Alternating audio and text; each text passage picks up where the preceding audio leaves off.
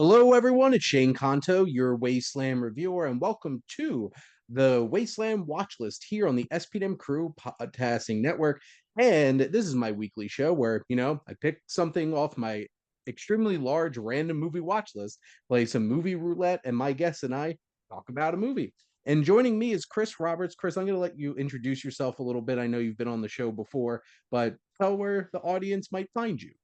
Sure. Yeah. I guess your audience should know me by now. I think it's my third or fourth time on here. Yeah. But Chris Robertson from the Movie Smash podcast. Over there, we basically have people on, pick a movie that's based on a comic book or a graphic novel outside the MCU, just to sort of show some love to it, sometimes some hate, and figure out, is it worth going back and taking a look at it again? We just actually dropped our barbed wire episode, and it was not as bad as we remembered. Nice. But that's the whole point of the show. There you go.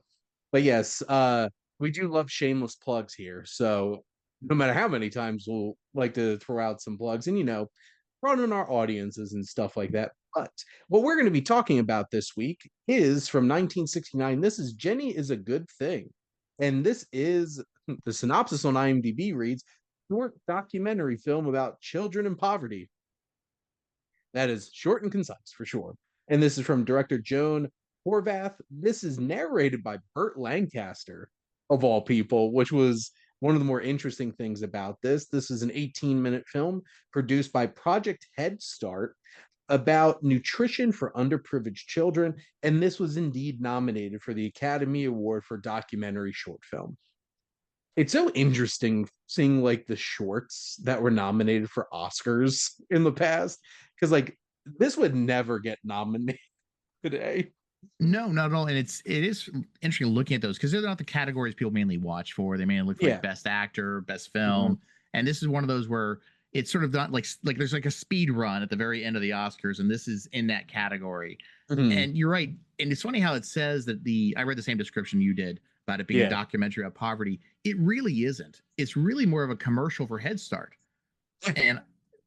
And which is I've got no problem with, but it's interesting how it's sort of snuck its way into the documentary category, and it really is just trying to sell Head Start as a really good idea for the community. Yep. Which this basically is just an 18-minute commercial for this movement of basically the idea is you have kids who come into this place and have a hands-on involvement in their experience, whether it's, helping putting things together, cleaning up, like Burt Lancaster. I forget exactly how he framed it, but it's like, they're taking some ownership of this and taking some responsibility. It's this from 1969, but this was definitely giving off a lot of that like greatest generation of like, taking on that pride of cleaning up after yourself and making this meaningful. But like it was a nice little experience watching these kids and getting to see them build some sense of community with each other, making these meals.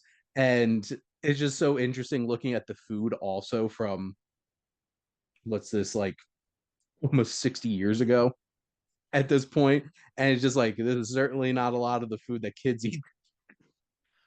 Well, it's funny to say. So I looked at it from like two perspectives. One was as I'm just gonna sit there and enjoy it, and it put a smile on my face. I'm not gonna lie. Yep. I smiled at this, seeing I'm a dad. I got 3 kids, and they're older now. So seeing these young kids are sort of kindergartner age, just engaging with each other, and it sort of made me feel the nostalgia for when my kids were that age.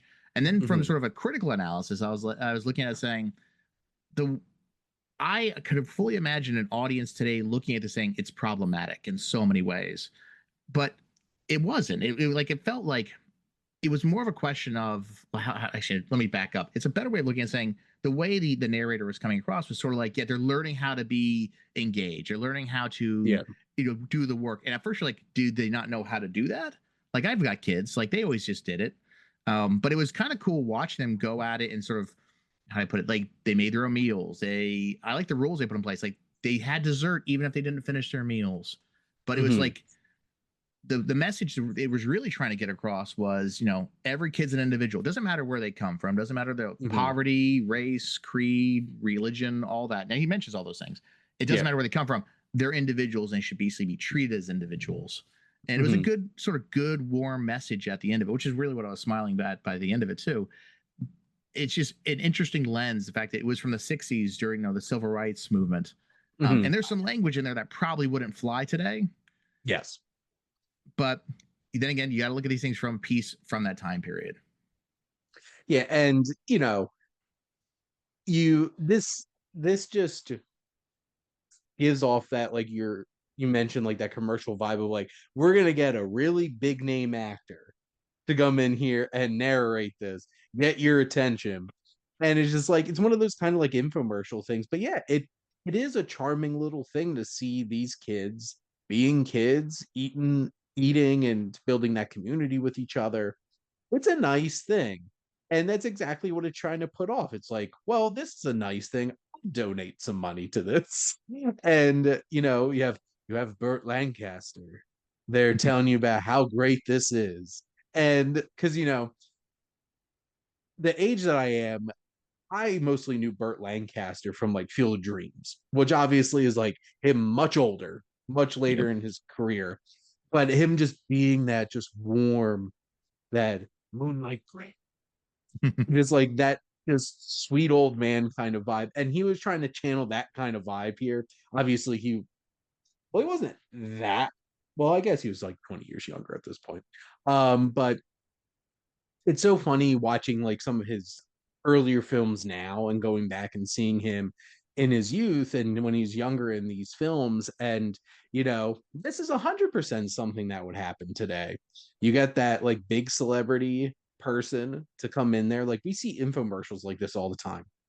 It's Yeah. like the St. Jude ads Mm-hmm. like you'll see in like a movie theater, and you have some like big name actors and stuff like that telling why this is so great. Or the one that I keep seeing in theaters is about diapers, and like Selma Hayek just like diapers are dignity. And I'm just like that is just like burned in my brain because I see that ad so many times when I go to the movie What theaters. is a target market for that commercial? I guess parents like you should get like the idea is it's like the diapers, it's like an organization that gets diapers for underprivileged people. Oh, okay. And so like Not they're adults. trying to get you to give money so that they could, provide diapers in like under economically depressed areas and stuff like that. So I like thought it's so. this I thought okay. Selma Hayek was trying to reach that 80-plus-year-old market. Well, adult diapers are an industry too. It's dignity. It is dignity. But it's it's just like such an interesting snapshot of like a period. And it's like you could see something like this today, to be Mhm. honest, because it's like it's not like we don't have economically depressed areas where kids are struggling to have nutritious meals. Mhm. Because at the end of the day, what's cheap? Trash. Yeah. Trash food is cheap. And It it's was hard funny to get watching. like Oh, sorry to interrupt, but the part yeah. that you're referring that was like it was interesting when you kept saying about the food was like, it's not the best food in the world, but they're learning how to deal with it, that kind of thing. I'm like, man, that sausage and eggs looks really good right now. I'm in here having like a breakfast biscuit. Well, that's the thing. Like when I said earlier that this is like you don't see kids eating this, like this is like yeah, because most of the stuff is trash today, and that is a thing. Like I think this is like I grew up, I didn't have a whole lot of money, and like most of my lunches for school were it's like a peanut butter sandwich and then some things from the dollar store, Yeah. and like were they nutritious meals? No, because I bought stuff from the dollar store and they were trash. Like this was like these kids are legit having like meals. And I'm They're like, carving a cantaloupe. They're eating. They're having yeah, fruit. They're having sausage and biscuits, and eggs and. it'd be nice if like people focused on this more for like kids lunches in schools. Oh But yeah. and that's the thing where it's just like it's kind of depressing watching some stuff like this now where it's just like this is from almost 60 years ago and why is this still a problem? It's while watching, I kind of said to myself too, like I kind of wish we had these kind of infomercial ish things today, not Yeah. necessarily for fundraising purposes, but sort of educate a little bit. But where would we put them? like we can't. The nice thing is back when I was growing up, like on a Saturday morning cartoon, you had the GI Joe PSA at the end. Like I had to watch it because I didn't Yeah, want to miss any moment of GI Joe. Because if I switch channels, it's to the Care Bears. I wasn't into that. yeah. So now you can't really sort of squeeze this 10-minute infomercial about nutrition anywhere. Like you can maybe put it at the beginning of in the theater or something, but none of people go to the theater anymore. And not everyone sits around for those commercials at the beginning. They sort of come in at the last minute because now their seat is assigned, so they don't have to sort of wait there and get there early to hold onto that seat. Man, those are the days. Show up like an hour early to a movie because that's that good seat in the middle, not be stuck breaking your neck at the front row. Well, and you The bring up a lot of interesting points because, like, the reason I see those diaper ads at the movie theater is because I am that kind of person. Like, I have to be in my seat before the trailers start. Like, I'm very particular about theater etiquette. I'd be like a tyrant if they hired me as an usher because I'd be like, what are you doing? Because like that's the thing. A lot of people, like I sit in the theater all the time and like I'm the only one here. And then it's the second to last trailer, and then five people show up, and I'm just like, this is what people do today. Going to the even when they do go to the theaters, they're not showing up and seeing those ads beforehand. And and most kids aren't watching television to watch shows. They're watching streaming services. yep. And their parents probably pay for no ads. So like there's not really that to your point, there's not really that opportunity. And I think it would be important. You would think that they would have stuff like this in school. Oh yeah, and like to go back to the kids and the eating too, they were not just eating well, they were teaching them how to cook it. Yeah. And the reason I bring this up is just like for my kids, once a week they each have to cook one night a week when they're Okay. here because it's sort of teaching that skill set. I don't when my daughter talks about sort of how hard her lifestyle is at our house, I have to cook once a week. Her friends are sort of disturbed, not disturbed, but sort of are in awe of her cooking skills. Like she'll bake something randomly. They're like, "Wow, how hard, that's so amazing! How do you do that?" And it was like, food doesn't come from a store made. I mean, you can, but it's far more expensive that way.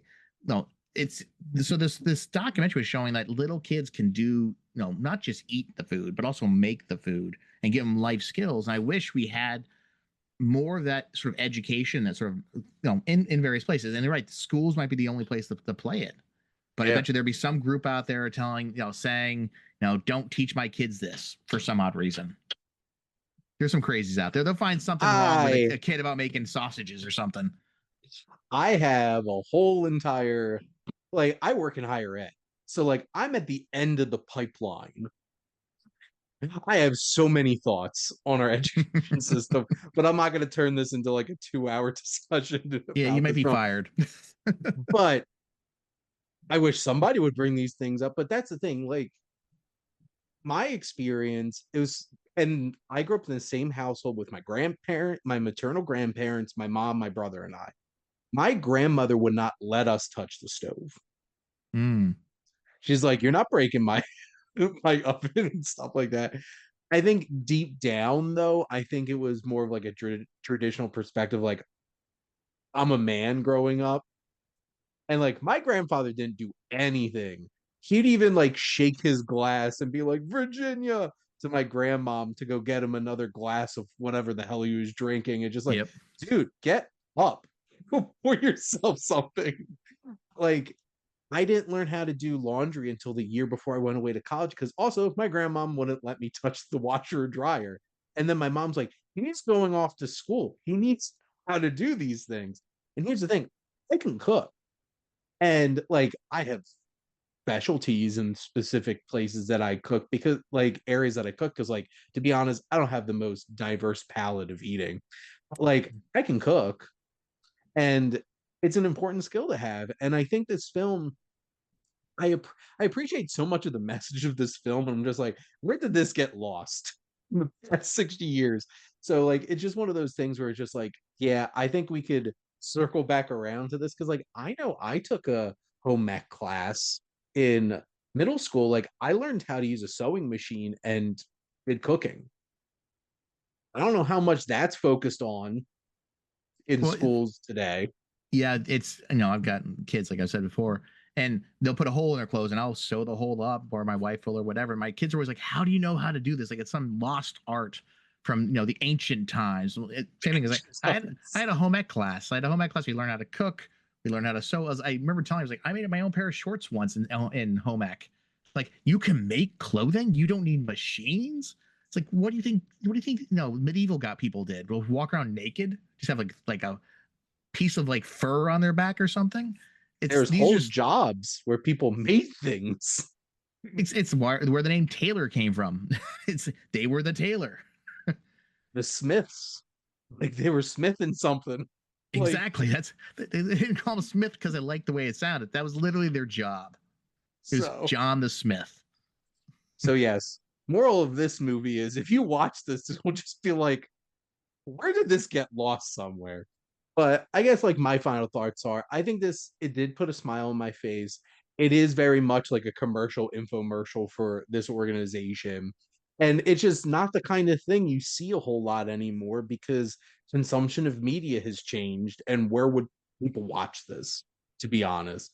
It's like, what's an infomercial? I'm like, the things that I used to watch when there was nothing else on TV. Yeah, like But the fake talk show where they're the guys like the chop block or the sham wow, all those great infomercials. I watched so many Guthrie Renker infomercials about CD sets and DVD sets and all of those things back when, you couldn't just hop on a streaming service and watch whatever the hell you wanted. Oh yeah. So see now I'm not like it's so funny because I work with college students. I'm like, I'm not that much older than the college students, and I'm like, oh, wait a minute. I'm 15 years older than these freshmen at this point. It's a generational difference, and things have changed a lot in Oh those yeah. 15 years. So, but The yeah, I well guess my Chris, final thoughts you oh have. that's what I say my final thoughts for it too. It it put a smile on my face. I think if you want a good sort of like peek into the past, go take a look at it. You're gonna smile. It's a short Mm, little film. It's not gonna hurt you. It's on YouTube. The it's also it's just interesting looking at that time period and saying to yourself, like you said, where do we go wrong on a couple of things? Like, how did yeah. we lose this, and how do we get it back? And it's just like I said, it's gonna put a smile on your face. You're gonna wonder, sort of like, could they have done more in this category of films? And Mm, it's not a hard hitting documentary. Like when I went to this, I was when you said, Chris, we're watching a documentary, I was thinking to myself, okay, what grisly murder did Jane do? Because because yeah. Jane's all right. I was like, okay, did she survive the grisly murders? Like, what happened here? And it's like just it's sweet. It's Yeah. saccharine. It's not hard hitting, but it's gonna put a little smile on your face, and you're gonna say to yourself, like, I wish I could go back in time and teach my kids some of these skills better. Hmm. Based on these little things. They had a whole thing about opening a cantaloupe and like, how does it feel? What is this? What is a cantaloupe? Oh, describe the cantaloupe to me. And they're tapping it and they're like, here's how you tell if it's fresh or not. And you're like, I don't even know how a cantaloupe is fresh. I just pick one up and hope to God that I got the right one.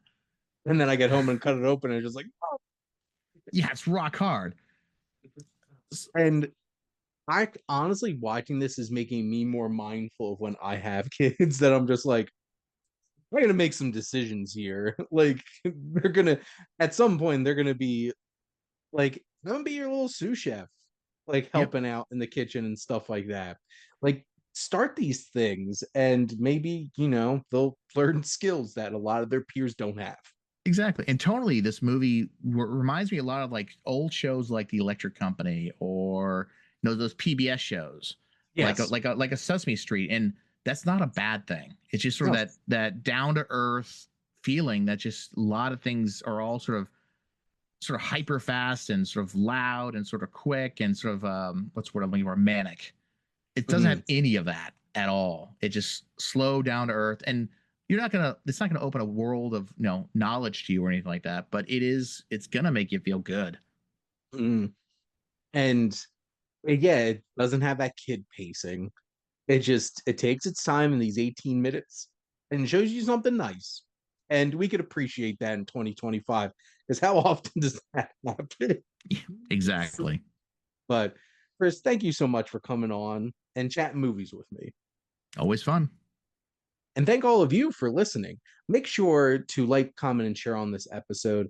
Do you have any of those infomercials that you used to watch that like still stick in your mind?